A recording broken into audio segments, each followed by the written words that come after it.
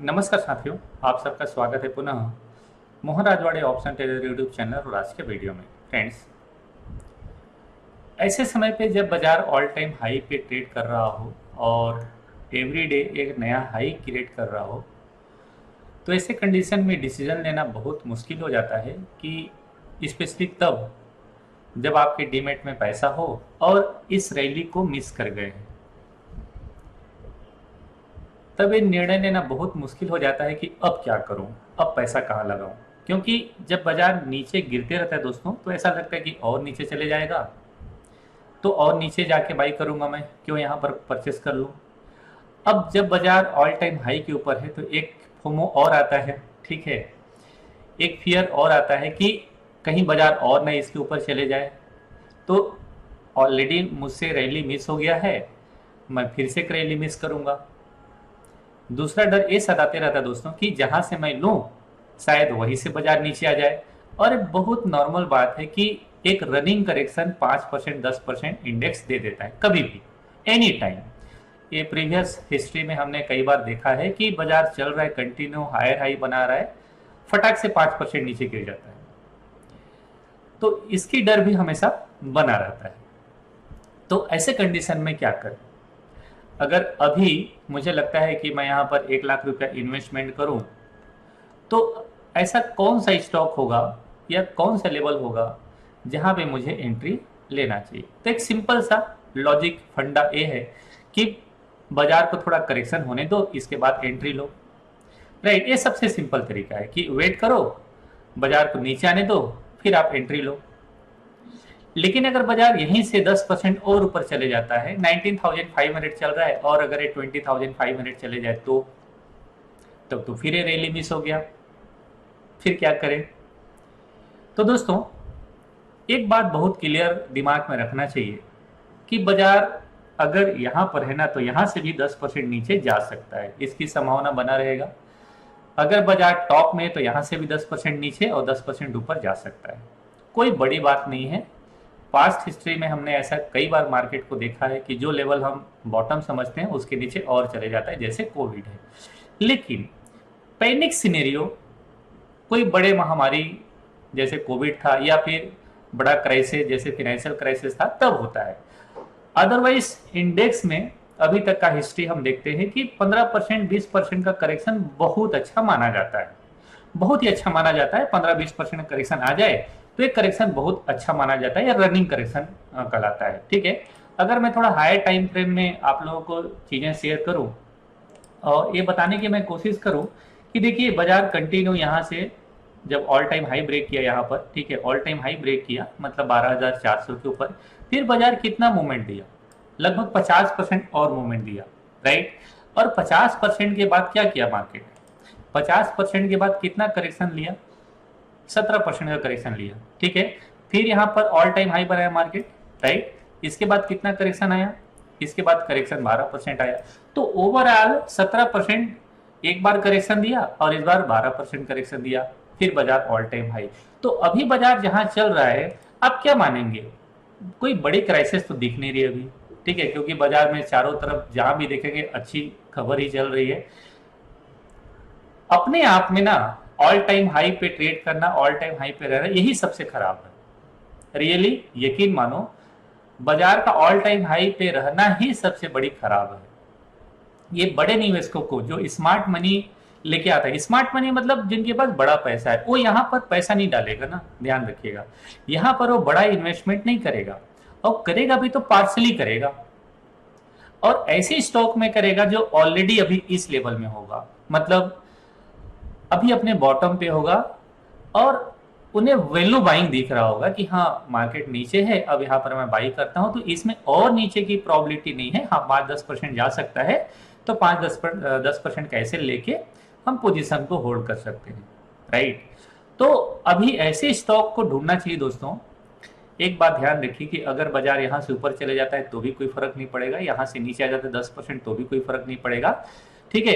इस फियर से कि बाजार ऊपर चले जाएगा मैं पैसा यहाँ लगा दूं, ठीक बात नहीं है। इस फियर से कि बाजार नीचे आ जाएगा, पैसा वेट करूं मैं, ठीक है, होल्ड करूं, एक बार ठीक हो सकता है, लेकिन रैली आपसे मिस हो जाएगा, ठीक है। तो मुझे ऐसा लगता है व्यक्तिगत रूप से कि अगर अभी इन्वेस्टमेंट करना है, क्योंकि देखिए अगर आपके पास पैसे हों, राइट, अगर आपके पास पैसे हों तो शायद कभी आपने अनुभव किया है कि डीमैट में पैसा हो 1 लाख रुपए और आपको कोई बोले कि ट्रेड मत करो, कितना मुश्किल है। कभी आप ऐसा अनुभव किया है? मैं बहुत बार किया हूँ, होता नहीं है, जनरली नहीं होता है। फिर कहीं ना कहीं पैसा लगा देते हैं या पैसा लॉस हो जाता है, ठीक है, 5-10% लॉस ले लेते हैं, फिर शांति से बैठते हैं। जब तक लॉस नहीं होता है तब तक कहीं ना कहीं उठा पटक करते रहते हैं। ये ह्यूमन नेचर है, ठीक है, सबके साथ होता है, मेरे साथ भी ऐसा बहुत हुआ है। तो अगर मैं आपको बोलूं दोस्तों, देखिए एक हायर टाइम फ्रेम में, वीकली टाइम फ्रेम में एक ट्रेंड लाइन गया है और यहां से भी मैं एक ट्रेंड लाइन ड्रॉ करता हूं, तो मार्केट की जो आने वाले दिनों में करेक्शन हो सकता है वो क्या होगा, ये होगा और मैक्सिमम ये होगा। मतलब 18,000 के नीचे मुझे मार्केट नियर टर्म में नजर नहीं आता है, 18,000 के बिलो मार्केट मुझे नजर नहीं आता है, स्पेशली अभी, जब तक कोई बड़ा नेगेटिव इम्पैक्ट बाजार पे न पड़े किसी चीज का, ठीक है, चाहे वो महंगाई का हो सकता है या फिर रेट हाइक का हो सकता है। अब देखिए रेट हाइक भी टॉप में जाके ना ऑलमोस्ट सारे दुनिया में रेट हाइक हाई हो चुका है, ठीक है, पीक पे जा चुका है। ओके, जैसे रेट कट हो रहा था, जब कोविड आया था तो लगातार रेट कट हो रहा था, तो उसका भी एक पीक था कि भाई इसके बाद अब रेट कट नहीं होगा। फिर बाजार धीरे धीरे ऊपर चला गया, अब बाजार ऑल टाइम हाई चला गया, तो अब रेट हाइक हो रहा है क्योंकि महंगाई बढ़ रहा है। ओके, तो अब दुनिया में भी देखेंगे तो अमेरिका में भी महंगाई कंट्रोल में आ रहा है, इंडिया में ऑलरेडी कंट्रोल में है, टमाटर वमाटर का भाव छोड़ दो तो, ठीक है, और यूरोप में भी महंगाई थोड़ा सा अब मुझे लगता है कि पीक में है। ऐसा हम कई सारे न्यूज में या कई सारे आर्टिकल पढ़ने से समझ में आता है कि वो भी पीक में आ गया है, क्योंकि कोई ना कोई आया है वो धीरे धीरे चला जाएगा, महंगाई आया है वो धीरे धीरे कम हो जाएगा, समय लग सकता है, वो देश या वो कंट्री थोड़ा रिसेशन में जा सकता है, इससे ज्यादा क्या होगा, ठीक है। तो ऐसा मैं मान के चल रहा हूं, तो मुझे लगता है कोई बहुत बड़ा खराबी नहीं होने वाला है, लेकिन थोड़ा बहुत करेक्शन आ सकता है। तो मैंने ऐसा समझ के कुछ स्टॉक सेलेक्ट किया है जो ऑलरेडी बॉटम पे है, ठीक है, उनमें हम इन्वेस्टमेंट कर सकते हैं और उन्हें अपने पोर्टफोलियो का हिस्सा बना सकते हैं। साल, 1.5 साल, 2 साल, 4 साल हम अपने पोर्टफोलियो में रख सकते हैं, होल्ड कर सकते हैं। तो आज जो मैंने स्टॉक सेलेक्ट किए हैं दोस्तों, वो थोड़ा लॉन्ग टर्म पर्पज से मैंने सेलेक्ट किए हैं और बॉटम पे हैं। उन स्टॉक में वैल्यू बाइंग नजर आ रहा है मुझे, तो इसके बारे में भी इस वीडियो में बात करेंगे डिटेल। आप वीडियो को आखिरी तक जरूर देखिएगा। फ्रेंड्स, अगर अभी तक चैनल सब्सक्राइब नहीं किया तो प्लीज चैनल सब्सक्राइब करने के साथ साथ बेल आइकन बटन प्रेस कर लीजिएगा, ऑल नोटिफिकेशन ऑन कर लीजिएगा, ताकि जब भी वीडियो डालो नोटिफिकेशन आप लोगों को पहले मिल जाए। दोस्तों चलिए स्टॉक पे चलते हैं, मैं आप लोगों को स्टॉक शेयर करता हूं। नंबर 1 वोल्टास। फ्रेंड्स, जब भी आप इन्वेस्टमेंट करें इस बात का जरूर ध्यान रखें कि ये आपकी गाढ़ी कमाई है, ठीक है। प्रॉपर रिसर्च, प्रॉपर एनालिसिस के साथ आप इन्वेस्टमेंट करें, अपने फाइनेंशियल एडवाइजर से सलाह लेकर इन्वेस्टमेंट करें। मैं फाइनेंशियल एडवाइजर नहीं हूं, यहाँ पर जो स्टॉक मैं शेयर कर रहा हूँ, जिनके लेवल शेयर कर रहा हूँ, वो मेरे व्यक्तिगत रुचि के हैं, व्यक्तिगत पसंद के हैं, मुझे चार्ट वाइज अच्छे लग रहे हैं, इसलिए मैं स्टॉक के बारे में यहाँ पर बात कर रहा हूँ एजुकेशन पर्पज के लिए, ठीक है। तो आप प्रॉपर एनालिसिस, रिसर्च करने के बाद ही इन्वेस्टमेंट करें, ठीक है। आगे बढ़ते बढ़ते दोस्तों एक बात आपको ध्यान दिला दूं कि मैंने मार्च में कुछ स्टॉक शेयर किया था आप लोगों के लिए, लगभग 30 स्टॉक रहे होंगे, ओके। एक ही वीडियो में लगभग 25-30 स्टॉक थे उनका नाम, और इसके बाद पार्ट पार्ट में मैंने 4-5 स्टॉक के बारे में और शेयर किया, तो लगभग 30-32 स्टॉक रहे होंगे। ऑल स्टॉक आपको 20%, 30%, 40%, 50% तक का रिटर्न दे चुके हैं, ओके। तो यहाँ पर जो मैं शेयर कर रहा हूँ मेरे अपने लॉजिक है, ठीक है, और मैं लॉजिक जनरली क्या रखता हूं दोस्तों, या तो स्टॉक रीटेस्ट लेवल में हो, या वो इनसाइड पैटर्न में हो, राइट, या फिर एक लंबा कंसोलिडेशन मोड में हो, फिर उसमें ब्रेकआउट आ रहा हो, तो ऐसे स्टॉक को मैं सेलेक्ट करता हूं, ठीक है। ये मेरे लॉजिक होते हैं। चलिए, आप मेरे वीडियो देखते होंगे तो आपको जरूर पता होगा। अब दोस्तों पहला स्टॉक है वोल्टास, देख रहे हैं एकदम बॉटम के आसपास नजर आ रहा है मुझे, ठीक है।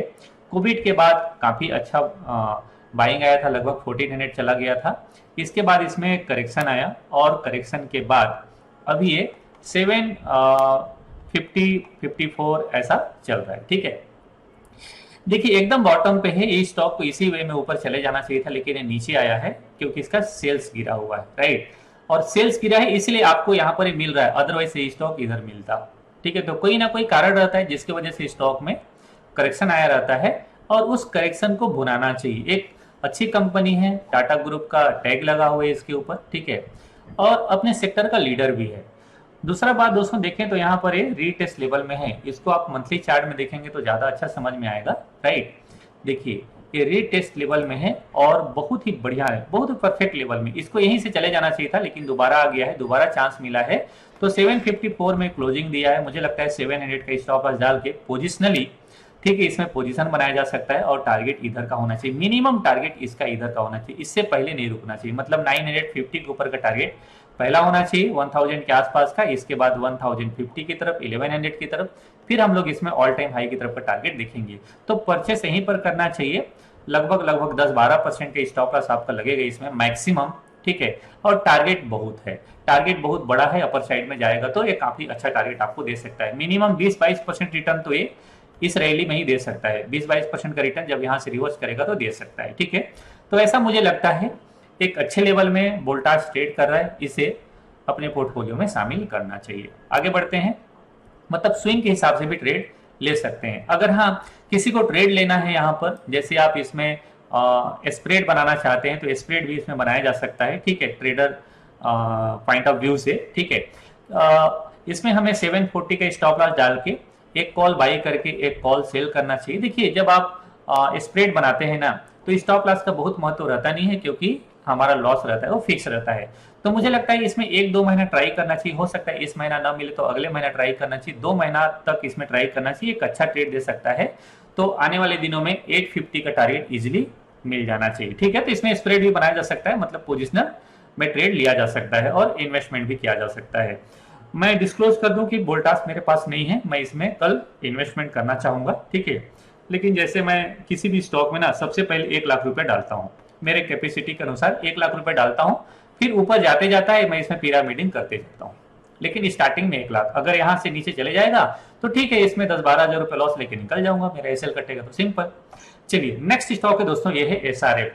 आप लोगों को मैंने एसआरएफ का ट्रेड दिया हुआ है, दीपक नाइट्रेट का ट्रेड दिया हुआ है। एसआरएफ एक अच्छा लग रहा है, मैंने एसआरएफ में आप लोगों को हेजिंग के साथ ट्रेड दिया हुआ है, मुझे लगता है अभी प्रॉफिट चल रहा होगा, कल और प्रॉफिट मिल सकता है इसमें, ठीक है। तो देखिए इसको भी देखिए आप दोस्तों, तो मंथली चार्ट में बिल्कुल बॉटम के आसपास है, इस रैली में पार्टिसिपेट किया नहीं है। और केमिकल शेयर में थोड़ा सा टाटा केमिकल को छोड़ के बाकी सारे केमिकल में थोड़ा सा डाउन साइड का ट्रेड हमें दिख रहा है, बहुत ही परफेक्ट लेवल में है। अगर इसके नीचे चले जाएगा कट कर लेंगे, मतलब 2000 का स्टॉप लॉस डाल के 2187 चल रहा है, यहाँ पर परचेस कर सकते हैं। आने वाले दिनों में हम इसे 2600-2700 का टारगेट देखेंगे, ऐसा मुझे लगता है, ठीक है। तो ये हुआ एसआरएफ, ओके। चलिए मैं कुछ दिन पहले दोस्तों आप लोगों को अपने टेलीग्राम चैनल में पेटीएम का चार्ट शेयर किया था, जितने लोग टेलीग्राम चैनल में ज्वाइन है दोस्तों, लिंक वीडियो के डिस्क्रिप्शन में अवेलेबल है, क्लिक करके आप ज्वाइन हो सकते हैं। देखिए रीटेस्ट का लेवल है, कुछ दिन पहले भी इसके बारे में वीडियो बनाया था, तब मैंने 750 का लेवल बताया था कि ये यहाँ पर बाई करेंगे ज्यादा अच्छा रहेगा। लेकिन मुझे नहीं लगता कि 750 की तरफ आने वाला है, परफेक्ट रीटेस्ट करके वापस रिवर्स कर रहा है, ठीक है। एक अच्छा कैंडल बना है वीकली चार्ट में और एक फ्लैग पैटर्न भी बनाए थे, फ्लैग पैटर्न का ब्रेकआउट अपर साइड में 1050 के आसपास आने वाला है, ठीक है। तो 1050 के टारगेट के लिए हम लोग पेटीएम में भी पोजीशन बना सकते हैं। देखिए काफी खराब रहा है इसका लिस्टिंग, आईपीओ के बाद काफी मार्केट का मूड भी खराब किया पेटीएम, ठीक है, पेटीएम एलआईसी, ओके, क्योंकि लिस्टिंग के बाद बहुत नीचे आ गए। एलआईसी तो अच्छे फेयर वैल्यू में लिस्ट हुआ था, लेकिन पेटीएम अनफेयर वैल्यू में लिस्ट हुआ था, इस वजह से भी हम लोग स्टार्टिंग से बात कर रहे थे कि पेटीएम को टॉप में नहीं लेना चाहिए, नीचे मिलेगा। और मैं बहुत पहले से आप लोगों को शेयर कर रहा हूँ, मेरे पास इस भाव में है पेटीएम में, ऑलरेडी मैंने इन्वेस्टमेंट किया हुआ है अभी, ठीक है। मतलब 1-1.5 महीना पहले ही मैंने इन्वेस्टमेंट किया हुआ है, इसमें मैं नया इन्वेस्टमेंट अभी नहीं करूंगा। लेकिन यहाँ से दिख रहा है ना, ये स्टॉक अपर साइड में बहुत बढ़िया मूवमेंट देने वाला है इस फ्लैग पैटर्न का, ठीक है। तो पोल एंड फ्लैग पैटर्न बना हुआ है, इसमें हम लोग इन्वेस्टमेंट कर सकते हैं, इसमें पोजीशन बना सकते हैं। नेक्स्ट स्टॉक है दोस्तों एक और एनएचपीसी, इसका भी चार्ट मैंने शेयर किया था अपने टेलीग्राम चैनल में आप लोगों के लिए। देखिए एक मल्टी ईयर चार्ट का ब्रेकआउट है, हालांकि ये ब्रेकआउट यहाँ से दिया हुआ है, मैं यहाँ इस स्टॉक को नहीं देख पाया। हालांकि इस स्टॉक को मैं बहुत पहले से, जब से मैं ट्रेडिंग स्टार्ट किया हूँ तब से मैं ट्रेड कर रहा हूँ, जब से लिस्ट हुआ है। ये stock national green renewable energy की तरफ नया फोकस बढ़ाया हुआ है, तो मुझे लगता है कि जब से गवर्नमेंट ने ग्रीन एनर्जी की तरफ फोकस किया है, इसने भी अपना प्लांट ग्रीन एनर्जी की तरफ बढ़ाया हुआ है, ठीक है। राजस्थान, उड़ीसा, गुजरात, ये सब स्टेट्स में इनका काफ़ी अच्छा प्रोजेक्ट चल रहा है और मुझे लगता है कि आने वाले दिनों में एक बड़ा ट्रेड दे सकता है ये स्टॉक, मल्टी बैगर बन सकता है।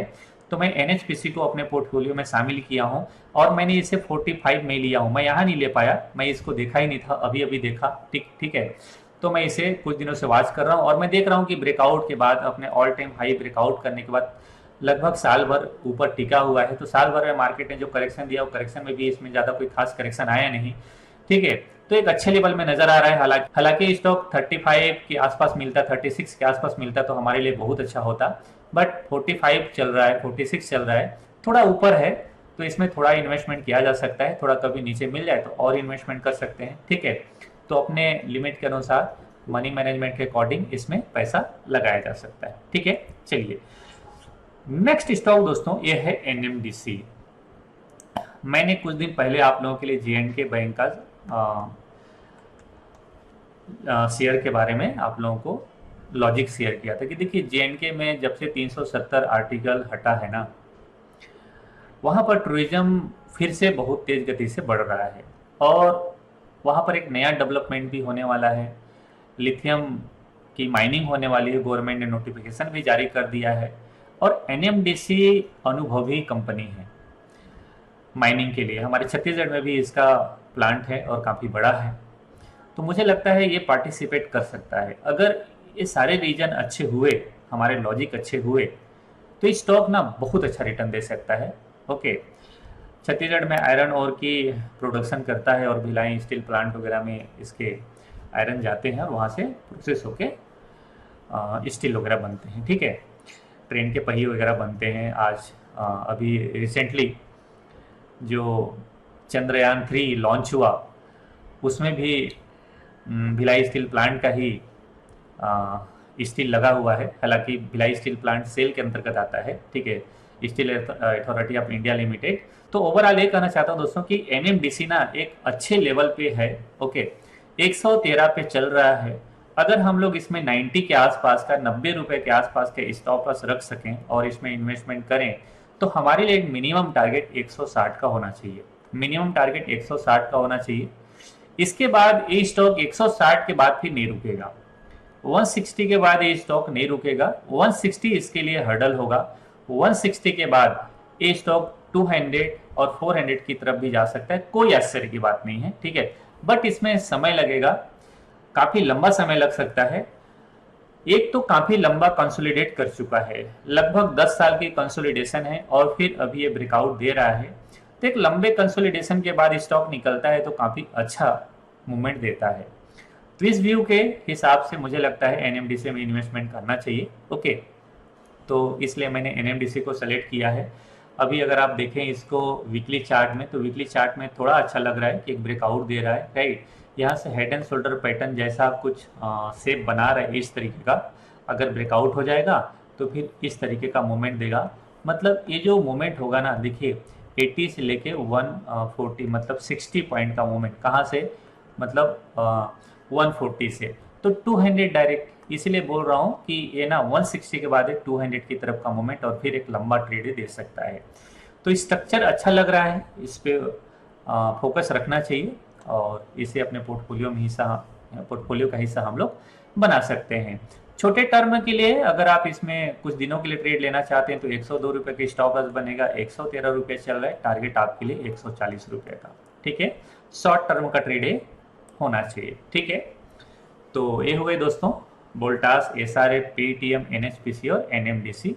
ठीक है, स्टॉक के लेवल, लॉजिक, क्यों इन्वेस्टमेंट करना चाहिए, क्यों पोर्टफोलियो का हिस्सा होना चाहिए। मैं आप लोगों को फिर एक बार शेयर करूं कि वोल्टास, ठीक है, वोल्टास और NMDC, वोल्टास और NMDC में मेरा अभी इन्वेस्टमेंट नहीं है। मैं इसमें इन्वेस्टमेंट करना चाहूँगा, कल जब मार्केट ओपन होगा तो मैं परचेस करूँगा। ठीक है, SRF मेरे पास ऑलरेडी बहुत पहले से पड़ा हुआ है, पेटीएम मेरे पास है और NHPC ऑलरेडी है मेरे पास। ठीक है, तो ये हुए दोस्तों मेरे जिन जिन स्टॉक में इन्वेस्टमेंट है उनके बारे में और जिनको मैं लेना चाहूँगा। ओके, तो आशा करता हूँ दोस्तों वीडियो अच्छा लगा होगा आप लोगों को, और वीडियो अच्छा लगा है तो लाइक कर लीजिएगा, कमेंट कर लीजिएगा, दोस्तों को शेयर करना बिल्कुल मत भूलिएगा। मिलता हूँ नेक्स्ट वीडियो में, तब तक के लिए नमस्कार, जय हिंद।